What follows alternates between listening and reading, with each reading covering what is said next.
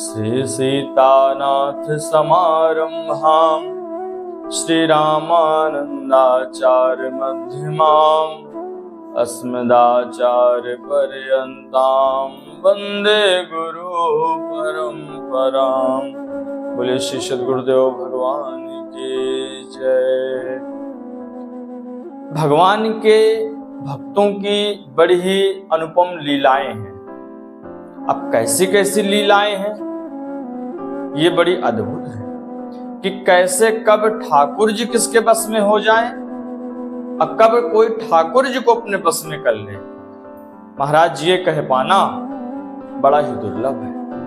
ऐसे एक गौड़ देश में, तात्पर्य उड़ीसा क्षेत्र में, एक भक्त हुए जो भगवान साक्षी गोपाल को भी साक्षी बना दिए। कैसे बनाए, इनकी कथा बड़ी महाराज अनुपम है, बड़ी ही दिव्य है और बड़ी ही प्रेरणादायक है। और वहां से भगवान की कृपा का महत्व पता चलता है। एक समय की बात है कि गौड़ देश में दो ब्राह्मण निवास करते थे। एक ब्राह्मण बड़े वृद्ध थे और एक ब्राह्मण नवयुवक।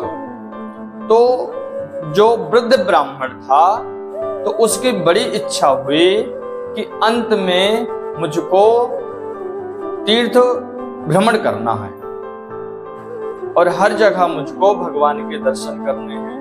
भगवान बद्रिका धाम, भगवान केदारनाथ धाम, भगवान कैलाश मानसरोवर इत्यादि। उनकी बड़ी इच्छा हुई कि हम भ्रमण करें। भगवान द्वारिकाधीश इत्यादि होते हुए थे हम भ्रमण करें। तो अब ये समस्या थी कि अब वो जो वृद्ध ब्राह्मण थे तो महाराज वो जाएं किसके साथ में। तो वो धनी थे, तो उन्होंने जो बगल में एक ब्राह्मण बालक था तो उसको उन्होंने कहा कि तुम मेरे साथ चलो और आने जाने की सारी व्यवस्थाएं मैं दूंगा, पैसा खर्च मैं तुम्हारे पीछे करूंगा और आने जाने का किराया इत्यादि मैं दूंगा, तुम मेरे साथ में चलो। उन्होंने उसको तैयार किया। बालक ने भी सोचा कि चलो इसी बहाने से हम बढ़िया ठाकुर जी के दर्शन कराएंगे, तीर्थों का भ्रमण हो जाएगा। तो साथ में महाराज गए। तो यहाँ से होते हुए उन्होंने अयोध्या जी गए। अयोध्या जी होते हुए अन्य तीर्थ गए। हर जगह दर्शन करने के बाद में अंत में वो श्रीधाम वृंदावन आए। काफी समय बीत गया दोनों के बीच में। वो जो नवयुवक ब्राह्मण था तो उस वृद्ध ब्राह्मण की उन्होंने खूब सेवा की, खूब देख रेख की। और जब अंत में वो श्रीधाम वृंदावन आए तो जो साक्षी गोपाल हैं वृंदावन में, तो वहां पर ठाकुर जी के समीप ठहरे। और जब ठहरे तो वो बीमार पड़ गए वहां। तो बीमार पड़ने के बाद में वहीं पर रहते हुए उस नवयुवक ने खूब उनकी सेवा की, वृद्ध ब्राह्मण की। जब सेवा की तो वृद्ध ब्राह्मण ठाकुर जी के सामने ही प्रसन्न मन से कहा कि तुमने मेरी खूब सेवा की है, अब मैं अपनी चाहता हूं कि मैं अपनी कन्या तुमको सौंप दूं, तुम उसको स्वीकार करना। और चलने के बाद जैसे अब हम लोग वापस गृह चलेंगे तो मैं अपनी कन्या का विवाह तुम्हारे साथ कर दूंगा। उसने कहा ठीक है। अब वो वृंदावन में रहते हुए ठाकुर जी के दर्शन करते हुए, श्री बिहारी जी के दर्शन करते हुए, और इसके बाद में वो आ गए अपने गृह निवास में।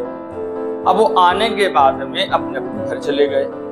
तो जो वृद्ध ब्राह्मण था तो उसने अपनी पत्नी और बच्चों से सलाह किया कि लड़का बहुत अच्छा है, ब्राह्मण भी है, तो ना हो तो कन्या का विवाह इसके साथ में कर दें।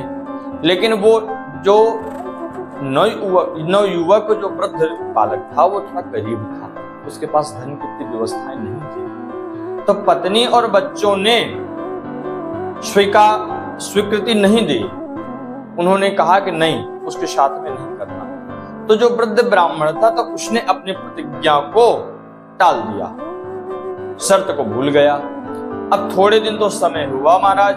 थोड़े दिन समय होने के बाद में वो जो नवयुवक ब्राह्मण था वो वृद्ध ब्राह्मण के घर में गया और कहता है कि भाई शादी करो अब हमारी। तो उसने कहा कैसी शादी, किसकी शादी? तो कहने लगा ये तो गलत बात है। आपने वृंदावन में ठाकुर जी के सामने आपने प्रतिज्ञा की थी कि आप अपनी कन्या का विवाह हमारे साथ करोगे। तो उन्होंने कहा नहीं, ऐसा कहीं कुछ नहीं और हम विवाह नहीं कर सकते। तो अब नवयुवक बालक भी ने ठान लिया कि भाई तुमने प्रतिज्ञा की है, तुमने बोला है। तो उसने पंचायत जोड़ ली, सारे नगर के पंचायत जो विशिष्ट व्यक्ति होते हैं उनको बुलाया और उनसे कहा कि देखो इन्होंने ठाकुर जी के सामने उन्होंने बोला कि देखो इस वृद्ध ब्राह्मण ने हमको तीर्थ यात्रा के दौरान कहा था कि ये अपनी कन्या का विवाह हमारे साथ में करेंगे। तो उन्होंने कहा कि वृद्ध ब्राह्मण से पूछा गया, तो ब्राह्मण का ऐसा कहीं कुछ नहीं था, हमने नहीं कुछ कहा। तो उससे बालक से पूछा गया कि तुम्हारे पास कुछ सबूत है, किसी के सामने बोला था, कोई था तुम दोनों के अलावा? तो उसने कहा बिल्कुल, वृंदावन में गोपाल जी थे, अब गोपाल जी के सामने इन्होंने बोला है। तो कहने लगा अच्छा यदि गोपाल जी आ जाएं तो फिर कोई दिक्कत ही नहीं है, शादी हो जाएगी। तो उसने कहा ठीक है। तो कहने लगा ठीक है, लिखा पढ़ी कर दें, तुम गोपाल जी को ले आओगे? कहा बिल्कुल मैं लेके आऊंगा, गवाह देंगे क्योंकि वो साक्षी हैं, वो बीच में रहे, उन्होंने हमारी दोनों की बातें सुनी है, हम झूठ थोड़ी ना बोल रहे हैं। उन्होंने कहा ठीक है। महाराज लिखा पढ़ी सारी हो गई। अब लिखा पढ़ी का कागज उस नवयुवक ब्राह्मण को दे दिया गया। अब वो ब्राह्मण बिना विलंब करते हुए तुरंत वृंदावन आया और वृंदावन में आकर के उसी मंदिर पर उन्हें ठाकुर जी के सामने आकर के बोला कि गोपाल जी मैं ये लिखा पढ़ी करा के लाया हूं, वो वृद्ध ब्राह्मण शादी से मुकर रहा है और आप इस चीज के गवाह हैं। अगर आप गवाही नहीं देंगे तो मेरी शादी नहीं होगी और आपको अब मेरे साथ चलना पड़ेगा क्योंकि अब लिखा पढ़ी हो गई। तो अब कुछ हुआ नहीं। तब वो नवयुवक बालक देहरी पर आके बैठ गया, मंदिर के जो गेट होता उसके देहरी पर आके बैठ गया।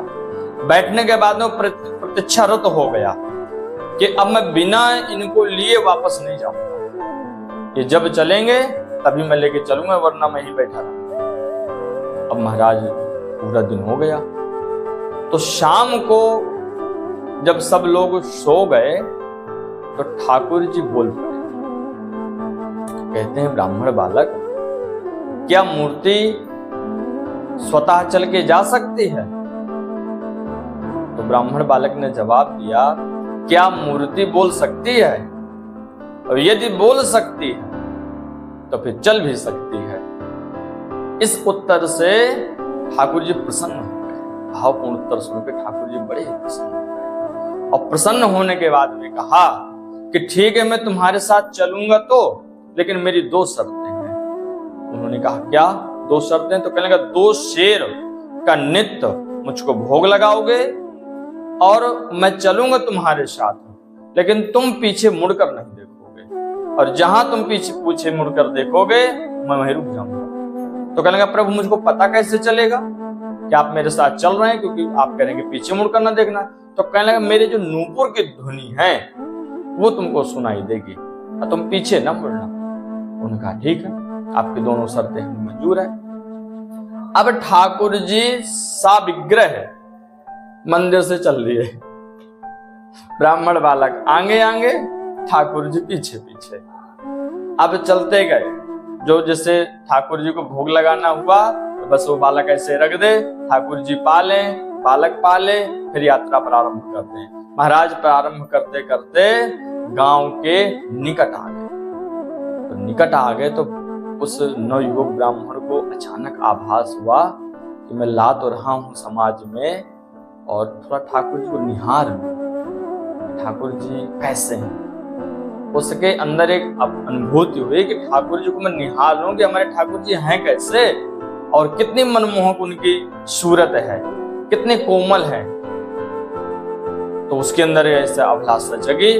महाराज अभिलाषा जगी और उसने थोड़ा चतुरता भी यहाँ पर लगाई कि आ तो गए हैं, अब गांव के समीप ही हैं, अगर ठाकुर जी आगे ना भी चलेंगे तो गांव वालों को ले आऊंगा, अब कोई दिक्कत भी नहीं, लेकिन कम से कम निहार तो लूं। तो जैसे महाराज को पीछे मुड़ा, मुड़ के देखा ठाकुर जी के दिव्य सूरत पर वो मोहित हो गया। लेकिन अब ठाकुर जी वहीं पर रुक गए। तो बालक बोला, कहते हैं प्रभु आप थक गए क्या? तो ठाकुर जी बोले, थके नहीं, तुम प्रतिज्ञा भूल गए क्या? ऐसे ठाकुर जी से मुस्कुराते हुए तो फिर कहने लगा, प्रभु आप यहीं रुकिए, अब मैं पुनः सारी पंचायत को बुला कर लाता हूँ। वो गांव में गया, उस ब्राह्मण को तुरंत सूचना दी, जो पंचायती लोग थे सबको सूचना दी कि चलो, अब मेरे गोपाल जी आ गए। अब गोपाल जी अब गवाह देंगे, वो तैयार हो गए हैं। मैं उनको मना के ले आया। सब लोगों के अंदर एक आश्चर्यजनक एक माहौल हो गया। और जैसे आश्चर्यजनक माहौल हो गया, महाराज सब लोग वहां पर आए। सब लोग आने के बाद में देखा कि ठाकुर जी विराजमान है। खुरदहा नामक ग्राम उड़ीसा में पड़ता है, वहां पर ठाकुर जी विराजमान। जब वहां पर उन्होंने सारी पंचायत बोली कि क्या आपके सामने इस वृद्ध ब्राह्मण ने क्या इस नवयुवक ब्राह्मण से बोला था कि अपनी कन्या का विवाह करेगा? महाराज ठाकुर जी ने बोला। ठाकुर जी ने कहा कि हाँ, ये सत्य बोल रहा है नवयुवक ब्राह्मण, और मेरे सामने इसने बोला था कि जब वापस जाएंगे तो बिना विलंब किए ये अपनी कन्या का विवाह इसके साथ में करेगा। महाराज ऐसे ठाकुर जी हैं कि भक्ति के भाव में ही ठाकुर जी बस में होते हैं, भक्ति के भाव में। इसके अलावा कोई भी विकल्प नहीं है, कोई भी विकल्प नहीं है। और ये प्रमाण है इस चीज का, इसे प्रमाण है कि भक्तों के वश में ठाकुर जी हुए हैं। चाहे वो अर्जुन जी हों, चाहे वो हनुमान जी हों, चाहे वो विदुर जी हों, चाहे वो उद्धव जी हों, ठाकुर जी तो बस में ही होने वाले हैं। और चाहे राजा अम्बरीश हों, अम्बरीश के भी बस में महाराज भगवान श्री कृष्ण थे, भगवान थे। ऐसी कथाएं आती हैं। तो ये कथा हमको प्रेरणा देती है कि हम सब कुछ ठाकुर जी पर ही समर्पित करके, और आठों याम जैसे गोपियों ने भजा, हम ऐसे ही ठाकुर जी के चरणों में लग जाएं और उनकी खूब भक्ति करें। और जो ठाकुर जी ने गवाही दी तो उनका नाम पड़ गया साक्षी गोपाल। आज ही वो श्री धाम वृंदावन में भगवान मौजूद है और नित्य ठाकुर जी सबको दर्शन देते हैं। बोले साक्षी गोपाल भगवान की जय।